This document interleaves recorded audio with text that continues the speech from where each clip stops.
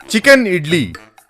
सिंध नामक गांव में बोस और गोपाल नाम के दो दोस्त, वो दोनों पड़ोसी थे और वो दोनों आमने सामने वाले शॉप्स में व्यापार करते थे। बोस चिकन का व्यापारी था और गोपाल होटल चलाता था। दोनों जितना भी कमा लें, शाम को सारे पैसे दारू पीने में बर्बाद करके घर आते थे। एक दिन टली होकर आए हुए बोस और गोपाल से गोपाल की बीवी वसुधा, तुम दोनों को अकल है कि नहीं? नालायकों, रोज ऐसे दारू पीते हो, घर पे बीवी और बच्चों का ख्याल नहीं है दोनों को। क्या रे, आफ्टर ऑल बीवी हो, मुझे ही सिखा रही हो, मुझे ही उल्टा जवाब दे रही हो। मेरा दिमाग सरक गया तो और ज्यादा पीऊंगा, भिखारी बनना पड़ेगा तुम्हें। ये सुनकर बोस अपनी बीवी रेणुका से, देखा कैसे धो दिया गोपाल ने, तुम्हें भी चाहिए क्या?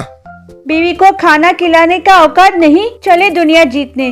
बेशरम पति है दोनों, पता नहीं किस जन्म में क्या पाप किया कि ये दोनों हमारे पति बन गए। बच्चों के लिए अच्छे कपड़े और खाना भी नहीं दे पा रहे हैं। छी। तब वहां आए हुए ग्राम सरपंच, बेटी जमाना बदल गया है, इन दोनों पे निर्भर होने के बजाय क्यों ना तुम दोनों कोई व्यापार कर लो। बड़ा आया सरपंच कहीं का सलाह देने। ओए बुड्ढे कहीं के, तुम्हारा दिमाग सटिया गया है, इसीलिए ऐसे उठपटांग सलाह दे रहे हो। अगर इतना ही दया है तो 1 लाख रुपए दे दो। नालायकों, तुम दोनों को कैसे सबक सिखाना है वो मुझे अच्छी तरह पता है। बेटियों, तुम दोनों को इन दोनों के शॉप के बगल में एक शॉप दूंगा। क्या व्यापार करोगे, सोच के बताओ। चाचा, हमने सोच लिया है, चिकन इडली रखेंगे। भाई बोस, देखा चिकन इडली बनाकर गोपाल होटल का मुकाबला करेगी। अब मैं दिखाऊंगा मेरा जलवा। अगले दिन रेणुका और वसुधा चिकन इडली बेचने लगते हैं। वैसे भी तुम्हारे होटल पे कोई नहीं आएगा, मैं मदद करूं क्या? भाइयों बहनों, आइए आइए, इन लोगों ने पहली बार चिकन इडली रखा है। आज एक दिन के लिए मेरे होटल आने के बजाय इनके होटल आइए और खाना खाइए और खूब डांट कर जाइए। लेकिन अगर कोई गिर गए तो हम दोनों पतियों की जिम्मेदारी नहीं होगी। चुप कर नालायक, किसी को आने की जरूरत नहीं, मैं ही यहाँ खाकर इनका पहला ग्राहक बनूंगा, कहकर चिकन इडली खाता है। बेटियों, चिकन इडली स्वादिष्ट है। एक बात मैं बताऊं तो हमारे गांव में ऐसे चिकन इडली बनना इस गांव का सौभाग्य है। ये जल्दी डाइजेस्ट होगा और चिकन की शक्ति भी मिलेगी। तुम दोनों आस-पास वाले गांव में भी फेमस हो जाओगे। ये सुन के गांव वाले उत्साह से चिकन इडली खरीदने लगे। सभी उसे खाकर खुश होने लगे। अगले दिन से सभी गोपाल के होटल के बजाय चिकन इडली ही खा रहे थे। लोगों के ज्यादा होने पर वसुधा और रेणुका बोस के शॉप पे चिकन खरीदने जाते हैं। बोस बहुत ज्यादा भाव लगाता है, इससे वसुधा और रेणुका खुद चिकन का मांस निकालकर चिकन इडली बनाने लगे। इससे बोस का व्यापार पूरी तरह गिर जाता है। एक दिन बहुत पीकर बोस गोपाल से, अगर इन दोनों का व्यापार ऐसा ही चलता गया तो थोड़े दिनों में हम दोनों को उन्हीं के शॉप के सामने भीख मांगनी पड़ेगी। घर पे भी हमें भाव नहीं दे रहे हैं, बचे हुए चिकन इडली को खाने में दे रहे हैं। अगर उनको मात नहीं दिया तो दूसरे बेवड़ों के सामने हमारी नाक कट जाएगी। इसीलिए उनके चिकन इडली शॉप को नष्ट कर देंगे। चलो। दोनों चिकन इडली के शॉप पहुंचते हैं। वहां भी बहुत भीड़ होती है। उनके बीवी और बच्चे चिकन इडली बेच रहे थे। देखा, ये दोनों रात को भी चिकन इडली बेच रहे हैं, इनको नहीं छोड़ना चाहिए, कहकर शॉप में जाकर उनको मारने वाले थे। ये देखकर गांव वाले करके पीटते हैं। उनको पीटते हुए देख दोनों बीवियां गांव वालों को उन्हें ना मारने की विनती करते हैं। देखा नालायकों, तुम दोनों के इतना करने के बाद भी तुम्हारे बीवी बच्चे कैसे बचा रहे हैं तुम्हें। लानत है तुम्हारी जिंदगी पे, कहकर चले जाते हैं। बोस का बड़ा बेटा सुरेश, सॉरी पापा, मेरी वजह से आपको मार पड़ी और मारो हमें, हम नहीं रोएंगे। ये देखकर गोपाल और बोस उनके बीवी बच्चों से माफी मांगते हैं। शीतलपुर नाम के गांव में एक बस आकर रुकी। उसमें से एक उत्तेज नाम का आदमी गले में कैमरा पहनकर बस से उतरा। वाह, ये विलेज तो जितना मैंने सोचा उससे ज्यादा खूबसूरत है। इतनी शुद्ध हवा सिटी में कहाँ मिलती है? सोच रहा था कि इतने में पुलिस वाले उस गांव वाले पर लाठी चार्ज करके भगा रहे थे।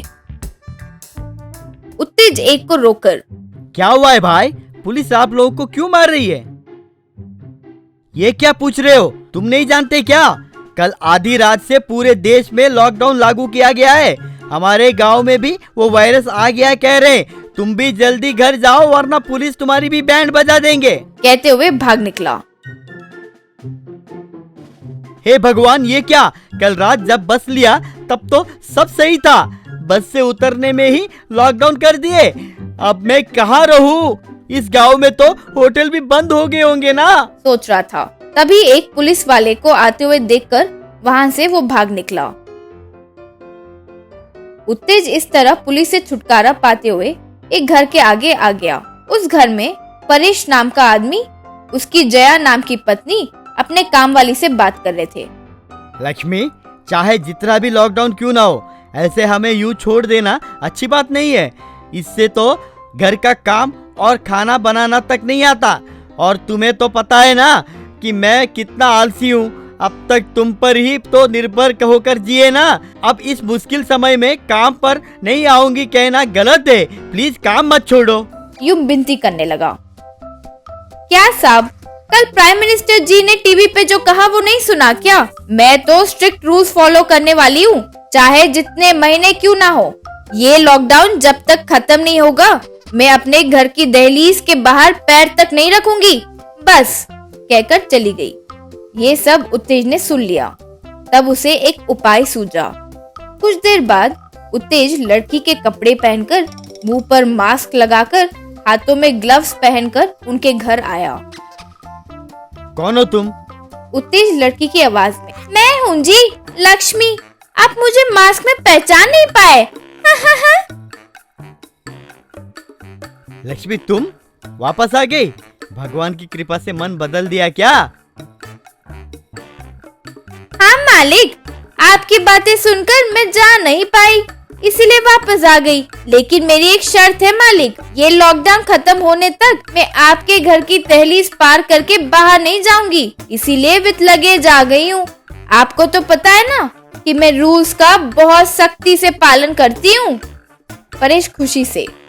उससे ज्यादा हमें और क्या चाहिए लक्ष्मी? अंदर आओ। सुबह से बिना खाने के हम दोनों के पेट में चूहे दौड़ रहे। आकर अपने हाथों का खाना बना कर दो। उत्तेज रसोई घर में गया, लेकिन उत्तेज को तो खाना बनाना ही नहीं आता था। क्या करना है सोचने लगा। कुछ देर बाद उत्तेज कच्ची सब्जियां लाकर रख दिया। वो देखकर जया, क्या है ये? कच्ची सब्जियां लाई हो? अभी तक खाना नहीं बनाई क्या? आज से आपको ये कच्ची सब्जियां ही खानी होगी मेम साहब। इसकी वजह से आपकी रोग प्रतिरोधक शक्ति बढ़ेगी और आपको वो वायरस से कोई खतरा नहीं होगा। आपकी तबीयत अच्छी रहे, ये देखना ही तो मेरा कर्तव्य है ना मेम साहब। मैं तो यूं ही 2 मिनट्स नूडल्स पास्ता से पेट भर लूंगी। वे फिर चुपचाप कच्ची सब्जियां खा लिए। फिर परेश टीवी पर न्यूज देख रहा था। इतने में उत्तेज आकर टीवी का रिमोट खींचकर, इस तरह पूरा दिन टीवी पर न्यूज नहीं देखना चाहिए साहब। हर घंटे में मरने की संख्या, वायरस के केसेस के बारे में सुनते रहोगे तो दिमागी रूप से आपको ठीक नहीं लगेगा। इसीलिए अभी के लिए क्रिकेट मैच या कोई वॉलीबॉल मैच देखते हैं, कहकर चैनल बदल दिया। ये क्या, कुछ अलग तरीके से बर्ताव कर रही है? इसे स्पोर्ट्स की कब से आदत हुई? सोचा। उस रात परेश जया अपने बेडरूम में जाते ही वहां पलंग पर उत्तेज सो रखा था। क्यों नहीं लक्ष्मी, उस पलंग पर क्यों सो रही हो? तुम्हें तो रूम दिया हुआ है ना, वहां जाकर सो जाओ। अब बाबा, मुझे एसी के बिना नींद नहीं आती मैम साहब, आप जरा जाकर मेरे रूम में एडजस्ट हो जाइए ना प्लीज। दोनों चकित रह गए। अगले दिन उत्तेज जया परेश के उठने के पहले उनकी कमर में साफ करने वाला झाड़ू बांध दिया। साहब और मैम साहब, आप दोनों साथ में पूरे घर में 10 बार राउंड मार के आ जाओ, घर भी साफ हो जाएगा और आपकी तबीयत भी ठीक रहेगी। वे दोनों हैरान रह गए। इस तरह 2 महीने पूरे हो गए। लॉकडाउन पूरा हो गया। इसकी वजह से लक्ष्मी उनके घर काम पर आ गई। साहब, आज से मैं फिर काम पर लग रही हूँ। आज से क्या काम पर लग रही हो? 2 महीने से हमारे ही घर पर रहकर हमसे ही काम करवा रही हो ना।